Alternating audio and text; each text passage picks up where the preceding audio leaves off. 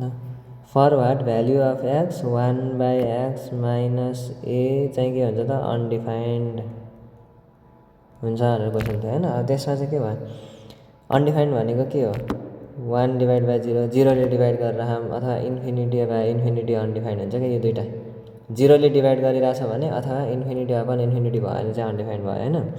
तिमीले अब हेर डिभाइडमा चाहिँ अब फेरि इन्फिनिटी प्लस इन्फिनिटी चाहिँ अनडिफाइन्ड हो तर 0 प्लस 0 फेरि के हो 0 हो नि त डिभाइड सबट्र्याक्ट प्लस इन्फिनिटी चाहिँ इन्फिनिटी जेमा पनि इन्फिनिटी हुन्छ तर 1/इन्फिनिटी चाहिँ फेरि 0 हुन्छ। यो चाहिँ याद राख्नुपर्छ यस्तो कुराहरू। ओके त्यो कुरा छोडिदेऊ। अब अहिले हाम्रो क्वेसनमा चाहिँ के भयो त 1/0 आयो भने त अनडिफाइन्ड हुन्छ। अब कति बेला 0 आउँछ एक्स जति बेला 0 हुन्छ हो कि होइन।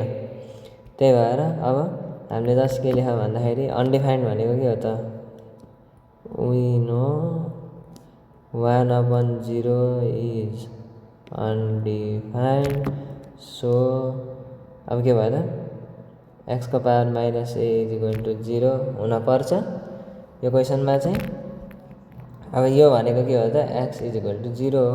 त्यही भएर के भयो त when X is equal to 0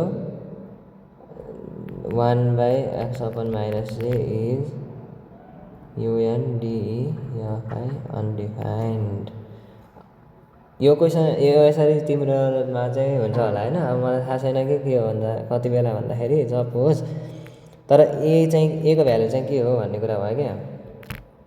जस्तो अब फर इक्जाम्पल 1/ल हामीले एक्स त 0 राख्यौँ होइन।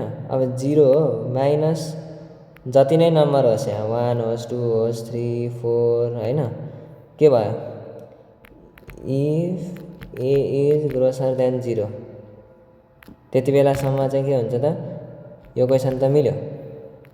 तर इफ ए पनि 0 भयो भने चाहिँ के हुन्छ त अब हेर त 1/0 को पावर माइनस 0 भनेको के हो 1/0 को पावर 0।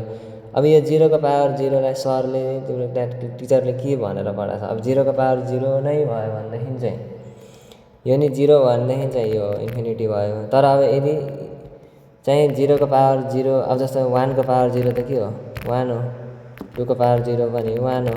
त्यस्तै गरी अब 0 को पावर 0 चाहिँ वाट भन्ने कुरा भयो क्या। यो चाहिँ कन्फ्युजन छ होइन।